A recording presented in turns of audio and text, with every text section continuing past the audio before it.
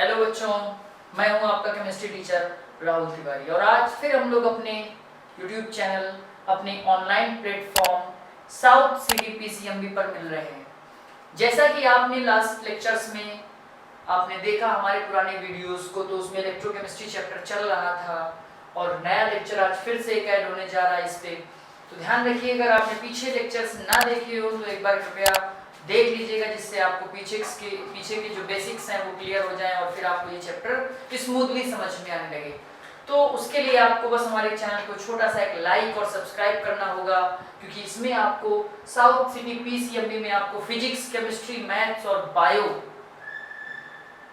चारों सब्जेक्ट का एक स्पेशल कॉम्बिनेशन मिल रहा है, वो भी फ्री ऑफ कॉस्ट हमारी तरफ से आपको अवेलेबल कराया जा रहा है।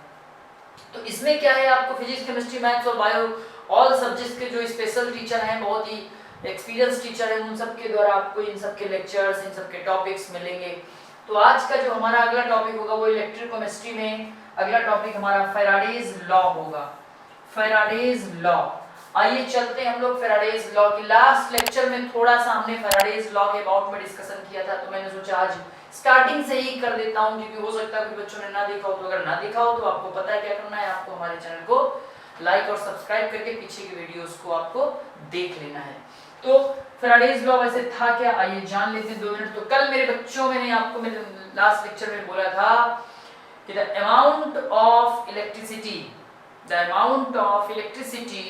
pass through the electrolytic solution, then the amount of the substance deposited at any electrode is directly proportional to passing current. The amount of substance deposited at any electrode, then the amount of substance deposited at any electrode is directly proportional to passing current. It means W proportional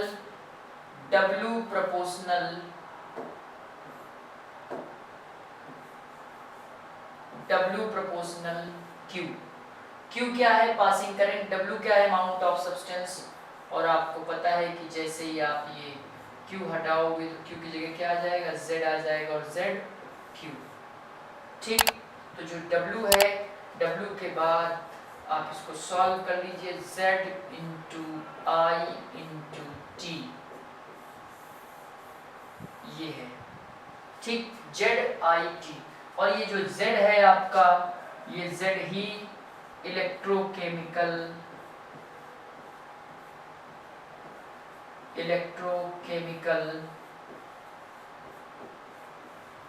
equivalent है।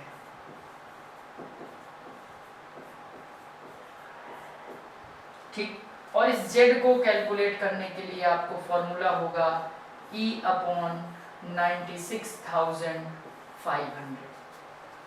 E क्या है, ये जो E है ये आपका equivalent weight है, और इक्विवेलेंट वेट जो है,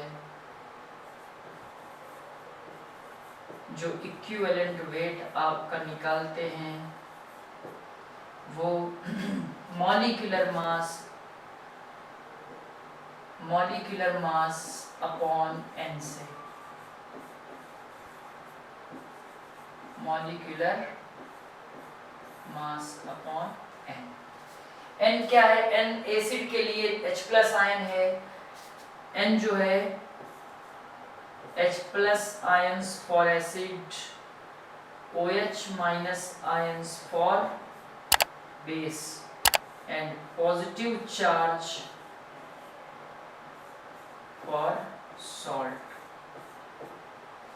तो ये आपका n है। इस टाइप से ये W is equal to ZQ हो गया। अगर हम लोग ओनली Z की डेफिनेशन पूछे, कभी कभी आपसे कह देता है व्हाट इज इलेक्ट्रोकेमिकल इक्विवेलेंट, तो अगर आपसे इलेक्ट्रोकेमिकल इक्विवेलेंट पूछेगा तो इलेक्ट्रोकेमिकल इक्विवेलेंट निकालने के लिए आपको क्या करना होगा, तो उसके लिए आपको इलेक्ट्रोकेमिकल इक्विवेलेंट निकालने के लिए, उसकी डेफिनेशन लिखने के लिए आपको टाइम और करंट को यूनिट कंसीडर करना पड़ेगा। जैसा कि इसमें लिखा है कि when electrochemical equivalent the amount of substance deposited or liberated by passing one ampere current for 1 second.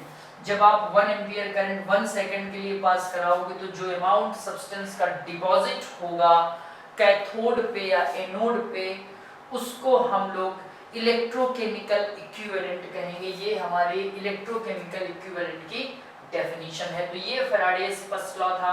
अब इससे रिलेटेड कुछ न्यूमेरिकल्स पे हम लोग बात करेंगे, जिन न्यूमेरिकल्स को बहुत जरूरी है लगाना। आइए जानते हैं उन न्यूमेरिकल्स पे। तो फर्स्ट न्यूमेरिकल है हमारा, a solution of copper sulfate is electrolyzed for 10 minutes with a current of 1.5 ampere. What is the mass of copper deposited at the cathode? तो मेरे बच्चों, जैसा कि हमने आपको बताया था, न्यूमेरिकल सॉल्व करने के लिए अपने एक अलग ही तरीके होते हैं, अपने अलग फंडे होते हैं।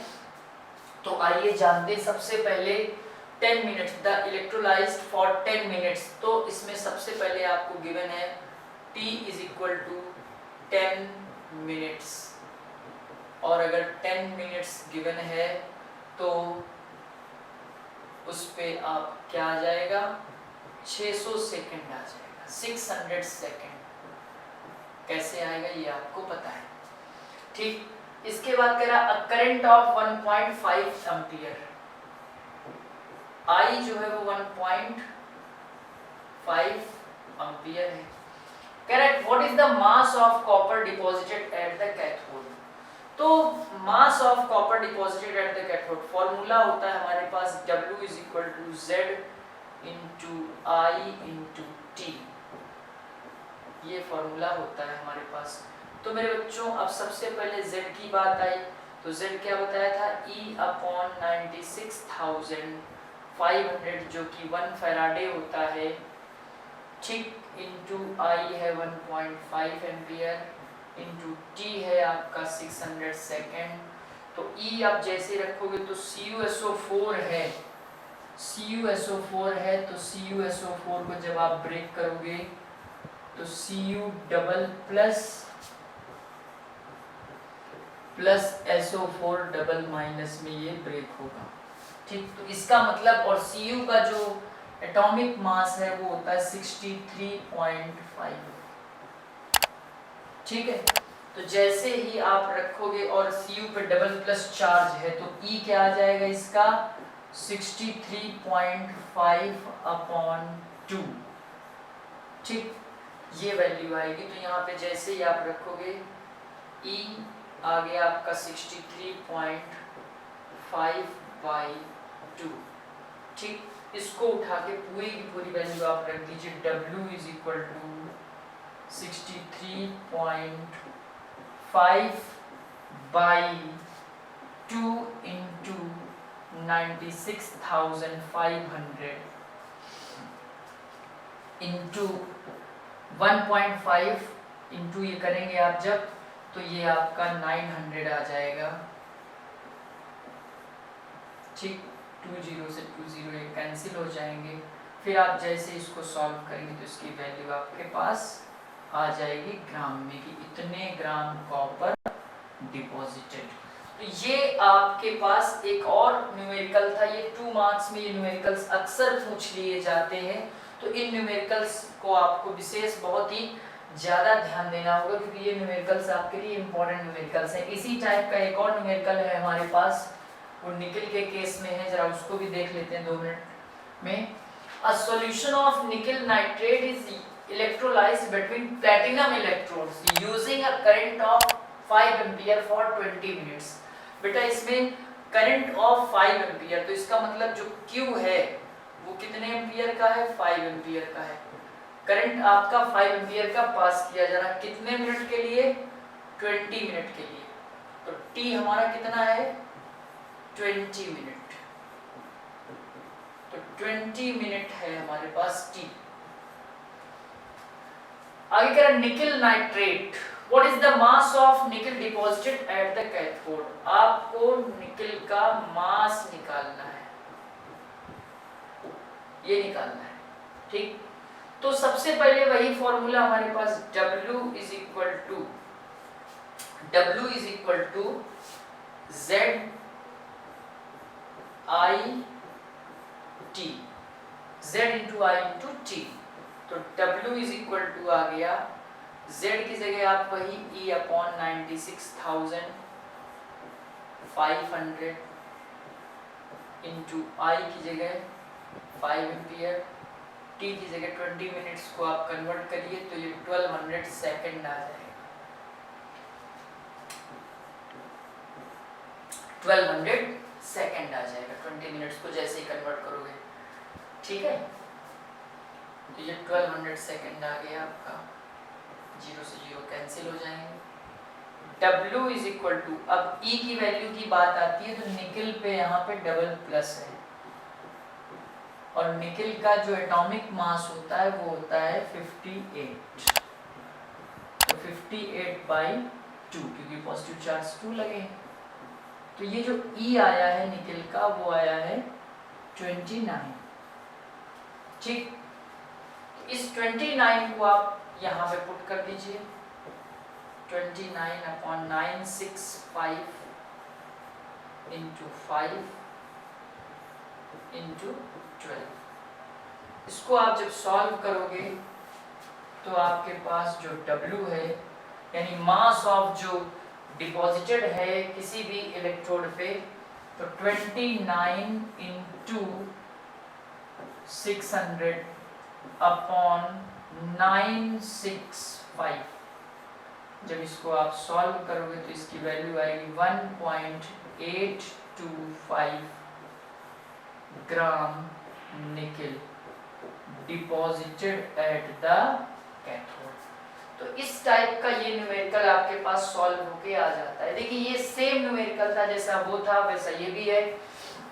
तो न्यूमेरिकल्स को सॉल्व करने के लिए आपको इन तरीके से ही सॉल्व करना होगा, जो टेक्निक्स मैं बता रहा हूँ कॉन्टिन्यूसली, इन्हीं टेक्निक्स से न्यूमेरिकल सॉल्व हो सकते हैं। क्योंकि हमारे पास सॉल्यूशन में न्यूमेरिकल थे, हमारे पास इलेक्ट्रोकेमिस्ट्री में न्यूमेरिकल है, और हमारे पास एक चैप्टर और न्यूमेरिकल का है, केमिकल काइनेटिक्स। उस पर भी हम आगे 1 बाय 1 करके ऐसे ही डिस्कशन करेंगे। तो बने रहिएगा हमारे साथ हमारे YouTube channel south city PCMB पर, ठीक। तो उसके पहले एक और न्यूमेरिकल हमारे पास था, आइए इसके बारे में भी जान लेते हैं थोड़ा। इसमें क्या निकालना है, तो if a current of 0.5 ampere flows through the metallic wire for 2 hours. बच्चों ये न्यूमेरिकल भी इसी टाइप का, इसी टॉपिक से रिलेटेड है, आइए जानते हैं, जरा इसको भी कर लेते हैं एक बार। तो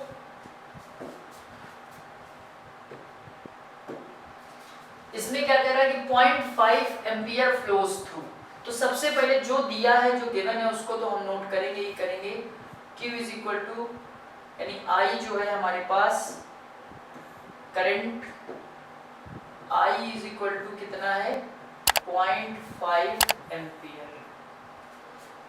कह रहा metallic wire for 2 hours flows through a metallic wire for 2 hours, यानी 2 घंटे के लिए पास किया जा रहा है। यानी जो T है, T कितना है 2 आवर्स है, इसको कन्वर्ट कर लीजिए 60 सेकंड, यानी 1 आवर में 60 सेकंड, और 60 मिनट एंड 60 मिनट में 60 सेकंड, तो ये आपका आ जाएगा 7200 सेकंड। ये हमारे पास आ गया T, ठीक। ये T निकल के आता है। अब हमसे पूछ रहा है how many electrons would flow through the wire, how many electrons, आपसे इलेक्ट्रॉन पूछ रहा है, ठीक। हाउ मेनी इलेक्ट्रॉन्स, तो आपको पता है Q is equal to Ne होता है, एंड आप ही जानते हो Q is equal to I into TV होता है। तो क्यों ना हम इन दोनों को इक्वल कर दें।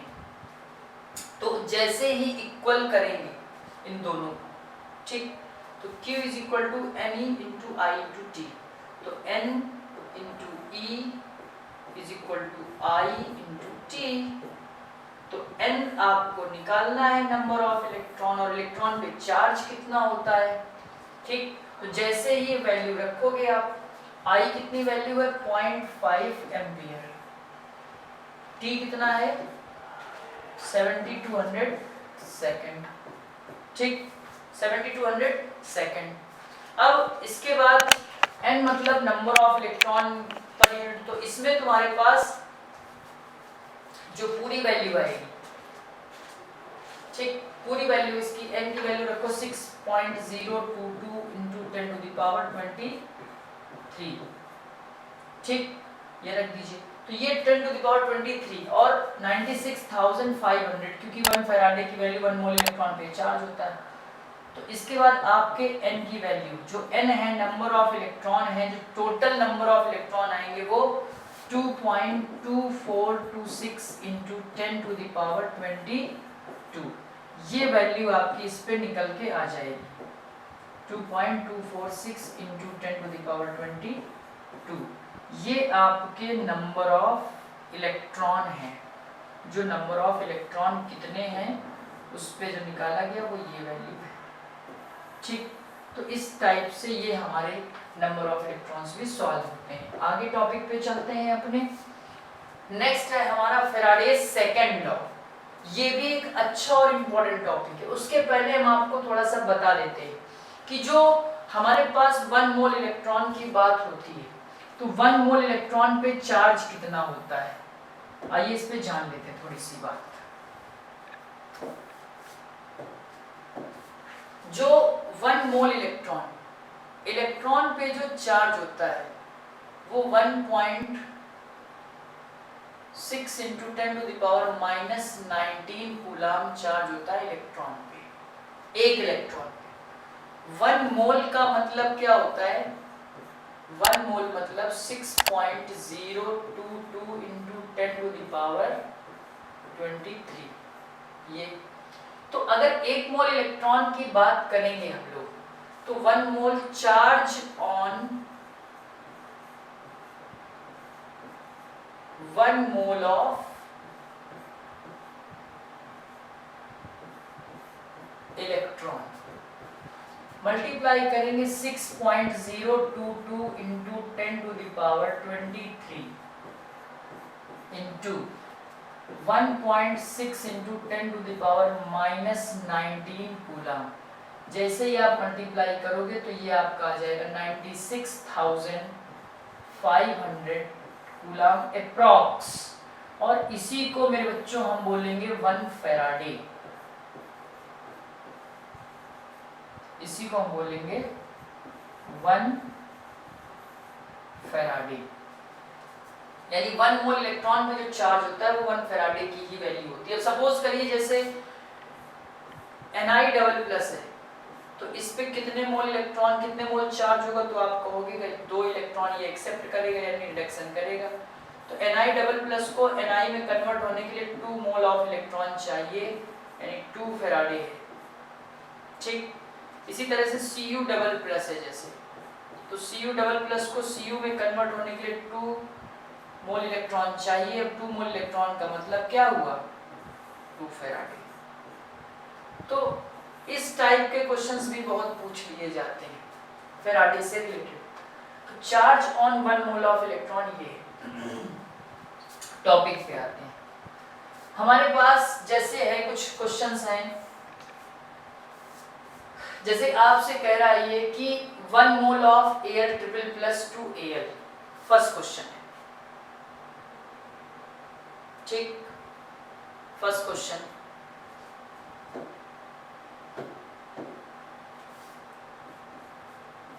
कह रहा है कि 1 mole of air triple plus 2 Al, how much charge is required for the following reductions.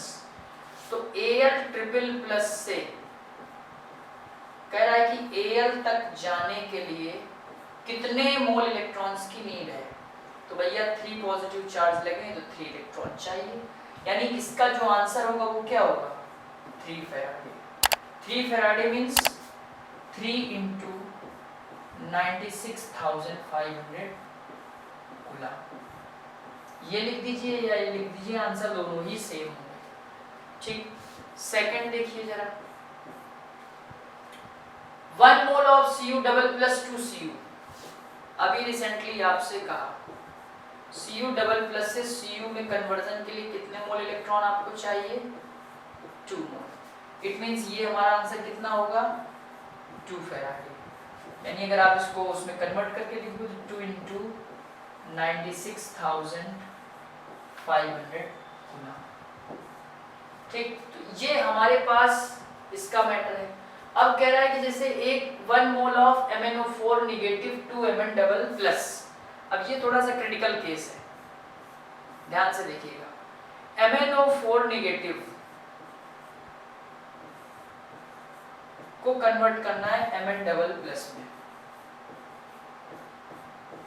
अब आप इसमें ऐसे जनरली देख के नहीं बता सकते हो, ऐसे इक्वेशन को बैलेंस करनी पड़ेगी। तो ऐसे इक्वेशन को बैलेंस करने के लिए आपको देखिए यहाँ ऑक्सीजन कितने 4, तो कहे तुम्हारी नानी जितने ऑक्सीजन उतने पानी, तो 4 है, अगर 4 ऑक्सीजन है तो जितने ऑक्सीजन उतने H2O आप यहाँ ऐड कर दीजिए।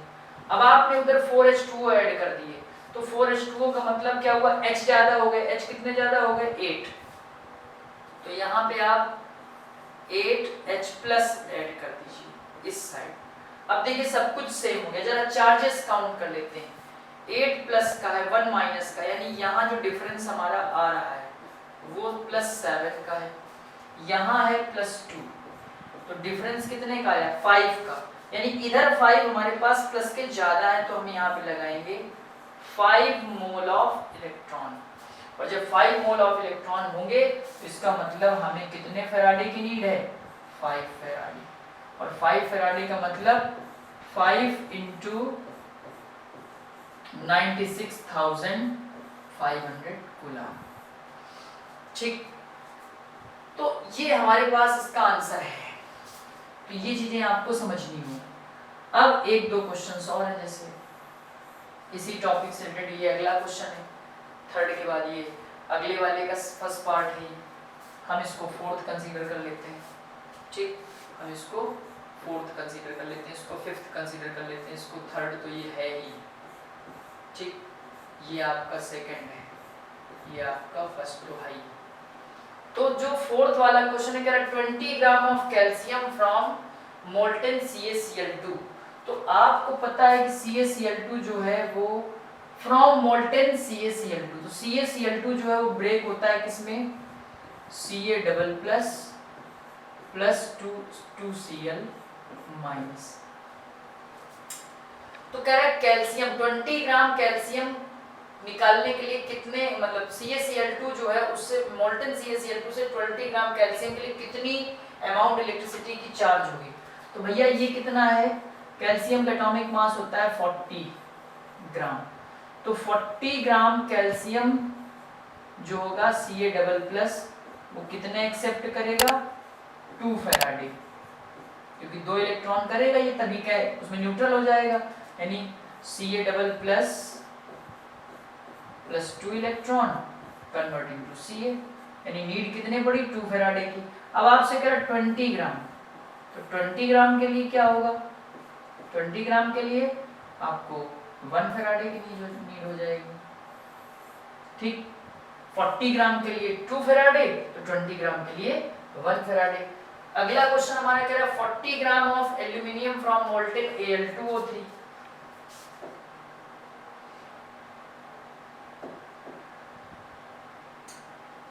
इसी पे आ जाते हैं।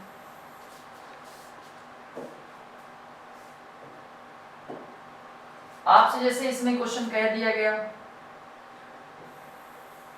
क्वेश्चन क्या कह रहा है हमारा, 40 gram of aluminium from molten Al2O3। 40 ग्राम, ये फिफ्थ क्वेश्चन है, 40 ग्राम एल्यूमिनियम फ्रॉम Al2O3 ये चाहिए। तो आपको पता है कि Al2O3 जो है वो कन्वर्ट होगा 2Al ट्रिपल प्लस में और 3O डबल माइनस में। तो एक Al triple plus 3 mole of electron accept करता है और उसका जो मास होता है वो कितना होता है 27 ग्राम, यानी 27 ग्राम एल्यूमिनियम के लिए 3 मोल की नीड होती है, यानी 27 ग्राम के लिए 3 फैराडे की नीड है। तो कह रहा 40 ग्राम के लिए कितने फैराडे की नीड होगी,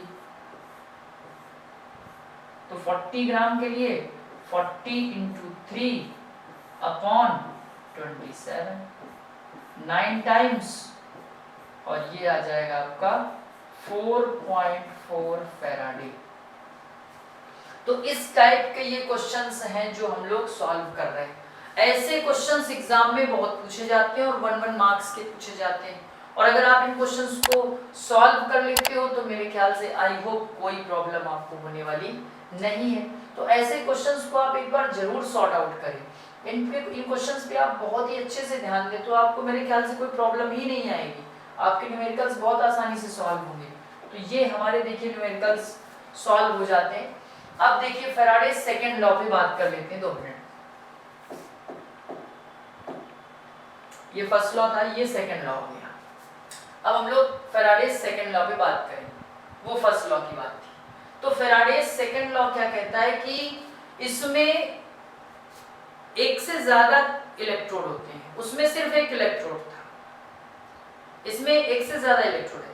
उसमें बोल रहा है कि when the same amount of electricity pass through different electrolytic solution, when the same amount of electricity passed through different electrolytic solution, then the mass of the substance deposited at any electrode is directly proportional to their equivalent weight.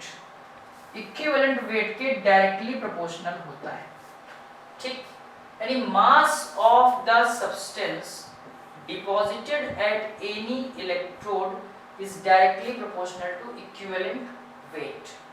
Same amount of electricity is passed through different electrolytic solution, then the mass of the substance deposited at any electrode is directly proportional to their equivalent weight.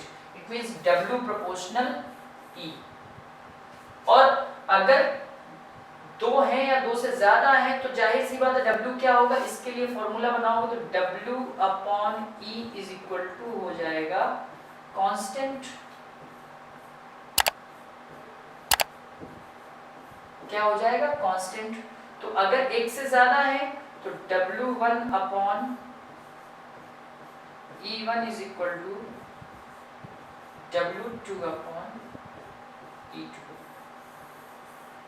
ये कई बार ये भी हो सकता है W3 upon E3, कि अगर copper का है, जैसे यहाँ पे अगर हम लोग E की बात करें इक्विवेलेंट वेट की, हमारे पास कितने एलिमेंट्स यूज होते हैं, तो equivalent weight of Cu double plus 63.5 by 2, E for Ni double plus 58 by 2, equivalent weight for Zn double plus 65 by 2, equivalent weight of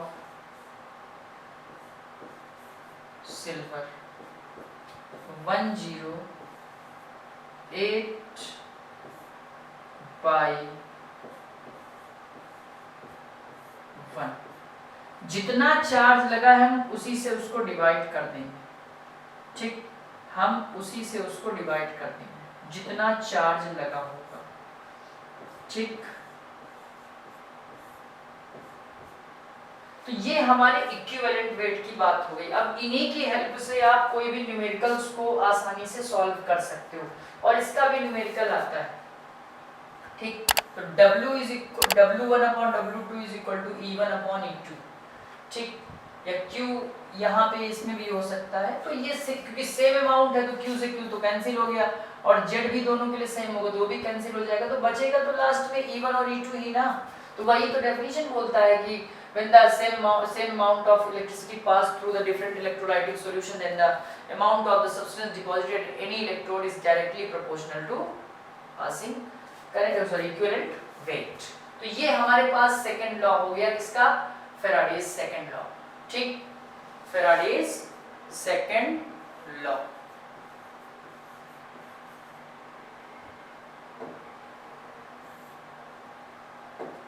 इस तरह से ये फैराडे सेकंड लॉ के बाद इस पे बेस्ड एक न्यूमेरिकल पे भी हम लोग बात कर लेते हैं, एक न्यूमेरिकल्स पे बात कर लेते हैं। तो कह रहा है कि 3 इलेक्ट्रोलाइटिक सॉल्यूशन सेल्स हैं A B C, जो A है वो कंटेन कर रहा है ZnSO4, ए जो है वो क्या है, ZnSO4।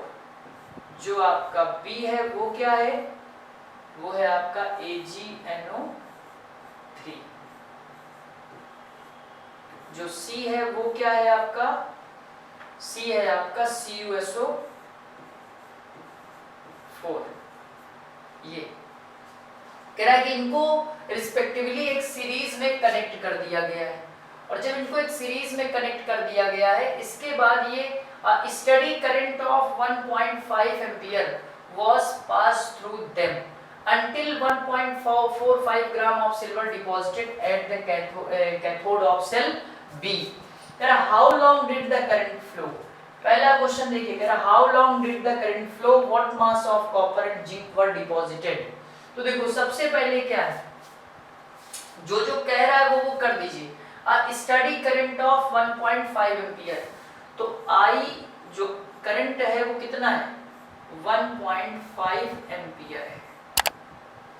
फिर आगे बोल रहा है कि pass through them 1.45 gram silver deposited at the cathode of cell B.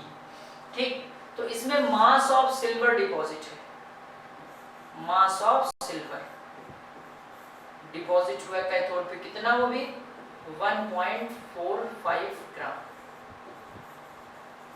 ठीक, ये डिपॉजिट हुआ है। How long did the current flow, तो करंट आपसे पूछ रहा है, अब की बार मास गिवन है, आपसे करंट पूछ रहा है। करंट इज इक्वल टू क्या होता है, W is equal to Z into I into t. मेरे बच्चों अब की बार आपसे T पूछ रहा है। ठीक, W कितना है 1.45 gram is equal to Z की जगह E अपॉन 96,500। तो E अभी रिसेंटली हमने आपको क्या बताया, E जो था वो हमने आपको बताया 108 अपॉन 1 इंटू, अभी यहाँ पे इंटू 96,500 भी होगा ऐसे, इंटू आई कितना है 1.5 ampere into T. So children T आपको निकालना है, तो टी इज इक्वल टू क्या होगा 1.45 इंटू 96,500 अपॉन 108 इंटू 1.5। ठीक, तो यहाँ पे जो टी आ गया आपका, इसको सॉल्व करने के बाद, क्योंकि पॉइंट से पॉइंट हटेगा, ये सब एक दूसरे से कैंसिल हो जाएंगे, तो जो टी आएगा वो आएगा 863.77 सेकेंड। ये आपके पास जो टाइम है, how long did the current flow, तो ये फर्स्ट, इसका जो फर्स्ट वाला पार्ट है वो आपका आ जाता है। अगला हमारा कौन सा पार्ट है, अगला हमारा होगा सेकंड पार्ट। और जरा सेकंड पार्ट लगा के दिखाते हैं आपको। सेकंड पार्ट में क्या कह रहा है, सेकंड पार्ट में कह रहा है what mass of copper and zinc were deposited, दोनों के मास निकालने हैं। तो सेकंड वाले में आपको देखिए क्या करना है, सेकंड वाले में सबसे पहले क्या करोगे, आप सिल्वर का मास आपके पास है, तो दो के रिलेशन से आप निकाल दो। तो सबसे पहले Zn और निकाल लेते हैं, Zn और सिल्वर के केस में, तो WZn upon E of Zn is equal to W of Ag upon E of Ag। Value put कर दीजिए, आपको W of Zn निकालना है, E of Zn कितना 65/2, 65/2, तो 32.5 इसकी वैल्यू आएगी E की। यहाँ W of Ag कितना गिवन था 1.45 ग्राम, 1.45 ग्राम गिवन था अपॉन 108। जैसे ही आप सॉल्व करोगे तो WZn इज इक्वल टू क्या आ जाएगा 1.45 इंटू 32.5 अपॉन 108। आप इसको जब सॉल्व करोगे तो आपके पास जो W ऑफ Zn है, यानी जो Zn का वेट है, मास ऑफ Zn जो है वो आएगा आपका, पूरा सॉल्व करने के बाद, कैलकुलेट करने के बाद 0.438 gram zinc deposited at the cathode. ठीक, इतने ग्राम डिपॉजिट होगा। अब आपको निकालना है किससे, मास ऑफ कॉपर। तो फिर से वही, अब चूंकि कॉपर कौन सा है, सेल नंबर 3 ABC, तो फिर से आप Ag और Zn का ले किया है। अब आप Ag और Cu भी ले सकते हो, Zn और Cu भी ले सकते हो, व्हाटएवर कोई भी लिख सकते हो। तो चलिए हम लोग Ag से ही लेते हैं। तो WAG upon EAG is equal to WCU double plus upon ECU, ऐसे ही आपको रखना है। ठीक, वैल्यू फिर से पुट कर दीजिए, 1.45 upon 108 is equal to WCU तो आपको कैलकुलेट करना है और ECU 63.5 बाई 2। तो ये बाई 2 तो ऊपर जाएगा, तो ये WCU क्या हो जाएगा, WCU is equal to 1.45 into 63.5 upon 2 into 108। जैसे ही आप WCU सॉल्व करोगे तो कॉपर का जो मास डिपॉजिट होगा वो 0.426 gram copper deposited at the. तो इस टाइप से आपने देखा कि ये न्यूमेरिकल जो इतना लेंदी न्यूमेरिकल था और उसको कितनी स्मूथली हमने आपको समझा दिया। तो इसी टाइप से क्या है ना कि न्यूमेरिकल्स लगाने के अपने तरीके होते हैं, और उन तरीकों में से एक ये भी था कि आपने देखा कितनी स्मूथली उस न्यूमेरिकल को मैंने सॉल्व किया। और आप लगातार कंटिन्यू अगर हमारे साथ बने हैं तो इसी तरह से हम और भी बहुत सारे न्यूमेरिकल्स आपसे सॉल्व कराएंगे। तो ये हमारे पास आज का जो लेक्चर था उसमें फैराडेज फर्स्ट लॉ तक हमने आपसे बात करी। एक बार पीछे नजर मार लेते हैं पूरा। ये सबसे पहले हमारे पास फैराडेज फर्स्ट लॉ था। फर्स्ट लॉ में हमने ये चीजें आपको बताई, आपको डेफिनेशन बताई और 1 मोल इलेक्ट्रॉन पे चार्ज कितना था वो बताया। इसके बाद इसी पे रिलेटेड टॉपिक पे न्यूमेरिकल की बात की हमने। फिर इसके बाद इसी का एक और न्यूमेरिकल सेकंड सॉल्व करके दिया आपको। इसके बाद ये यहाँ पे निकल नाइट्रेट जो अगला न्यूमेरिकल था वो भी इसी पे सॉल्व किया। और फिर इसके बाद ये आपका फैराडेज सेकंड लॉ आता है। फैराडेज सेकंड लॉ के बाद ये जो आपके पास कुछ 1 मोल इलेक्ट्रॉन पे चार्ज की हमने बात की तो उसके न्यूमेरिकल्स थे। फिर इसके बाद हमारे पास ये इसी पे टॉपिक पे बेस्ड कुछ और न्यूमेरिकल थे, उन पे हमने बात करी। ठीक, तो कुल मिला के ये हमारे पास जो हमने यहाँ पे बात करी, इन न्यूमेरिकल्स को जो समझने में कोई खास प्रॉब्लम आपको नहीं होगी मेरे ख्याल से। तो ये इस टाइप से बहुत सारे न्यूमेरिकल थे जो सॉल्व हुए। अब हम लोग आगे इसी चीज पे बात करेंगे। जैसे एक न्यूमेरिकल हमारे पास और आता है, ये न्यूमेरिकल आता है हमारे पास Cr2O7 plus 4 14H plus 6 electron. कह रहा है what is the quantity of electricity coulombs needed to produce 1 mole of Cr2O7। तो ये रिएक्शन आपके सामने गिवन है, Cr2O7 double minus plus 14H plus, अभी एक न्यूमेरिकल MnO4 वाला हमने आपको इसी टाइप से सॉल्व कराया था, 2Cr ट्रिपल प्लस 7H2O। ठीक, ये था। तो यहाँ पे कितने इलेक्ट्रॉन लगाए गए, 6 इलेक्ट्रॉन। तो बस यही जो 6 इलेक्ट्रॉन लगाए गए हैं यही 6 फैराडे है, और यही 6 फैराडे आपका आंसर होगा 6 × 96,500 कूलम। तो इस टाइप से अगर इस तरह का कोई भी न्यूमेरिकल आता है तो आप सॉल्व कर सकते हो। यही इसका आंसर यहीं से आपको मिल गया था।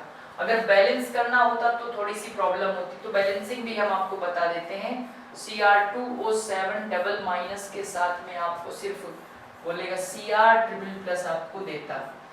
फिर आपने देखा Cr 2 थे तो यहाँ पे 2 लगा दीजिए। ऑक्सीजन कितने, 7, तो 7 ऑक्सीजन तो 7H2O आप लगा दीजिए यहाँ पे।